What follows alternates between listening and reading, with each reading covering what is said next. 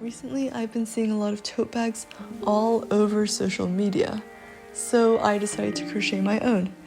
This video will be a mix of a tutorial and a simple vlog because I've come to learn that I'm incapable of teaching literally anything.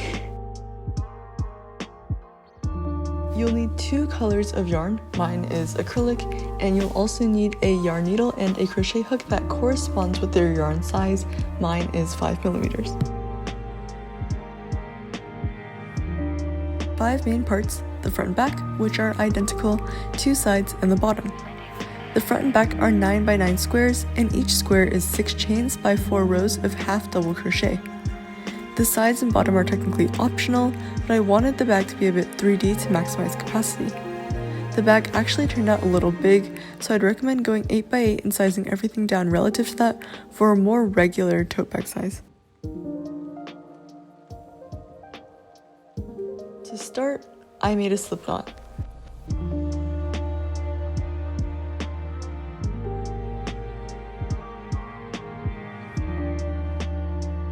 I then chained 54 as it's 9 squares of 6 stitches each.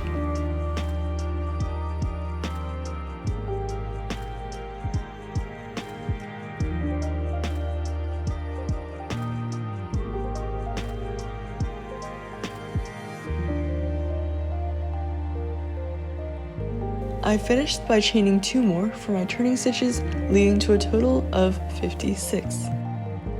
You'll start by making 5 regular half double crochet stitches.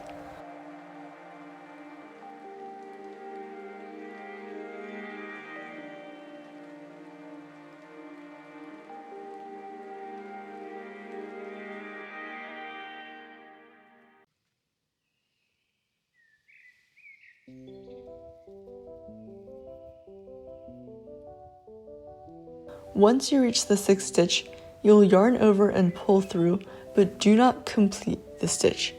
To show the color change, I'll be using a different clip as I didn't film it well in the original footage, and this will also show the difference between the tapestry and intarsia methods of color blocking. With a half completed 6th stitch on your hook, you'll yarn over, but with your second color, which as you can see is white. Then you can pull through and complete the next 5.5 stitches with your new color.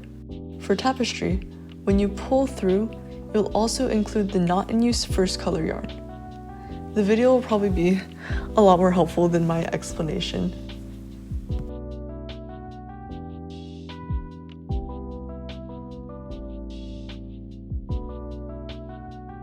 I've reached the next color change, and like last time, we'll do the last yarn over with the new color. Now, for intarsia, while pulling through, do not include the other yarn. Instead, just leave it hanging. I personally used intarsia for my bag, but either method works.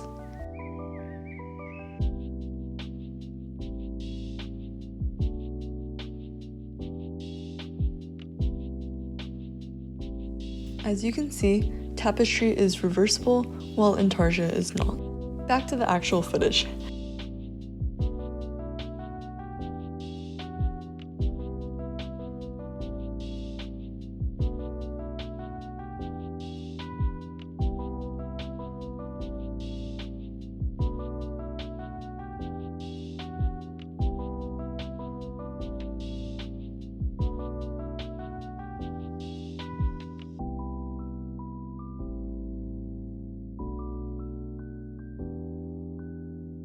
Once you reach the end of the row, just chain 2 and turn your work around. There is no color change necessary because we are building the same square. Then continue crocheting.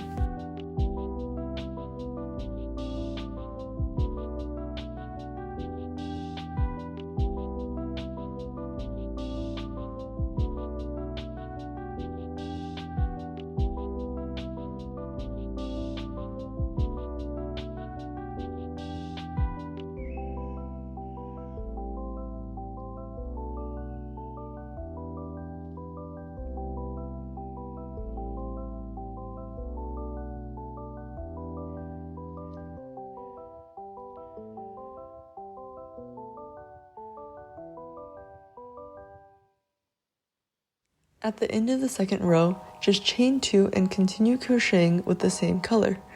You've now completed half of a square.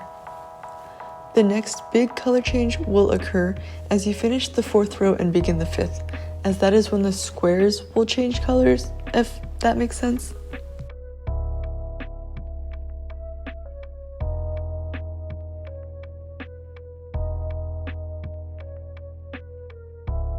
When you're finishing the 4th row, on the last square, complete 5.5 stitches. Finish the last stitch by yarning over with the second color. Then, chain 2 and begin the next row.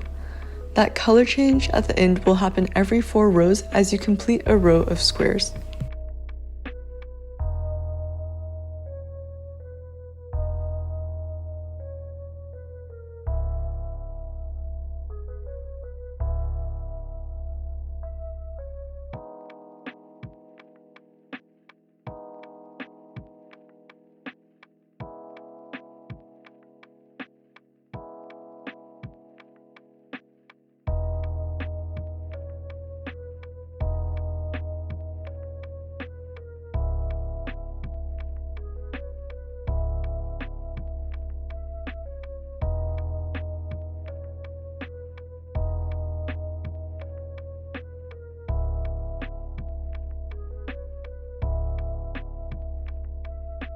Here's a clip of me failing at crocheting in the frame.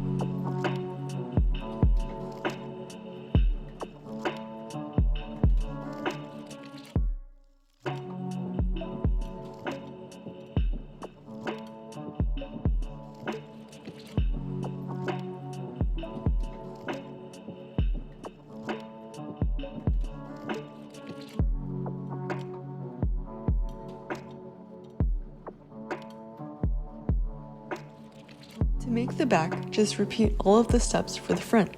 So here are my 2 pieces. The sides and bottom are made exactly the same way as the front, just with fewer total rows. And yes, I am saying that because I totally forgot to film me doing this part. Apologies. Baby, I've been going nowhere lately.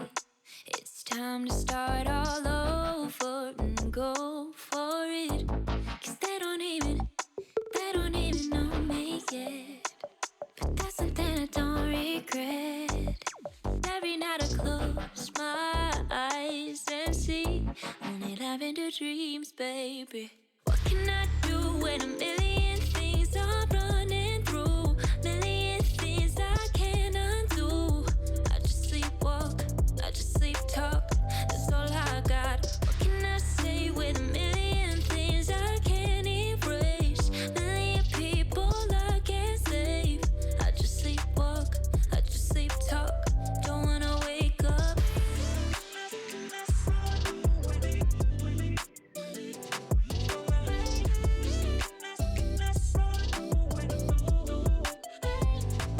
Here are the side and bottom panels.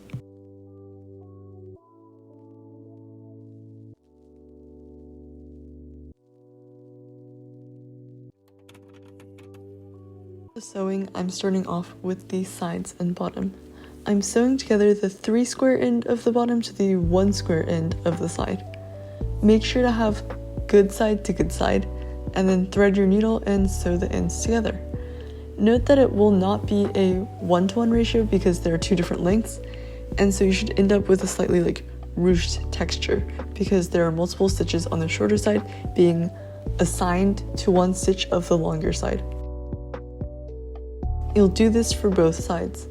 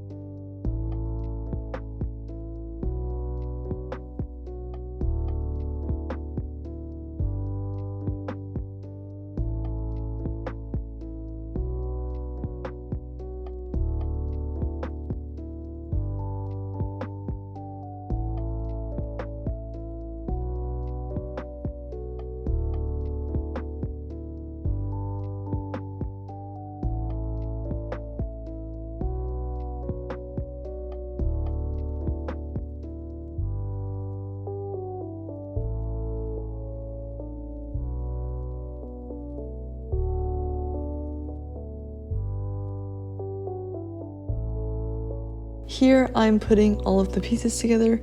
I didn't film it when I started it because I was on a call with a friend and it would have been kind of weird to film it, but I'm just finishing sewing along the edges of the front and the sides and bottom panels and tying knots at the end.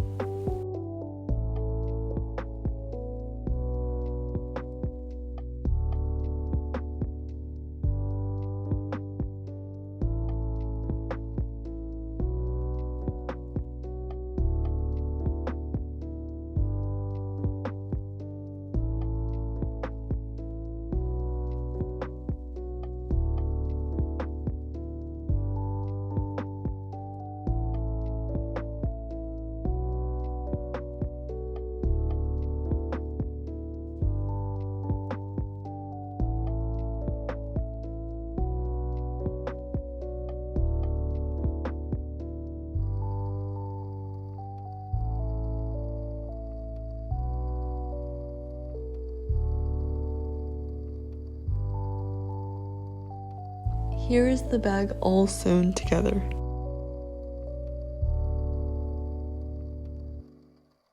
I crocheted the straps directly onto the bag by making a slip knot, yarning over, and pulling through like I would with a regular half double crochet.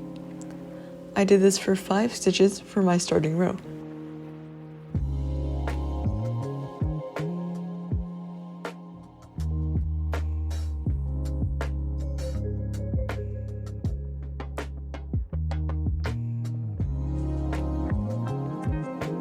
I then chained 2 and turned it around to continue with the next row. My final strap ended up being 58 rows for me, but that was a bit too long, so I would recommend figuring out a length for yourself.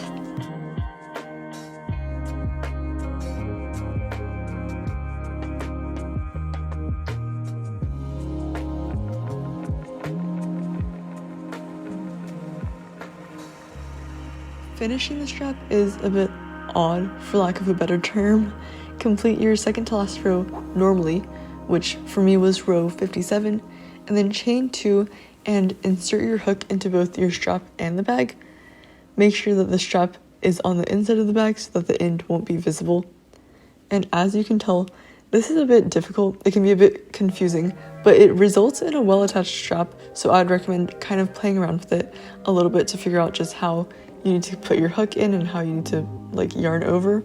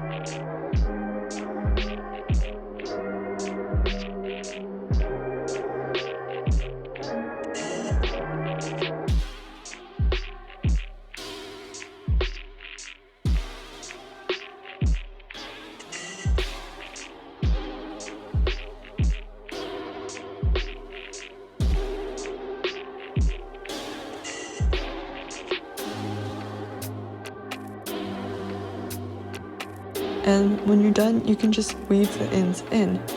And you can do this for both sides, and then you're finally done with your bag.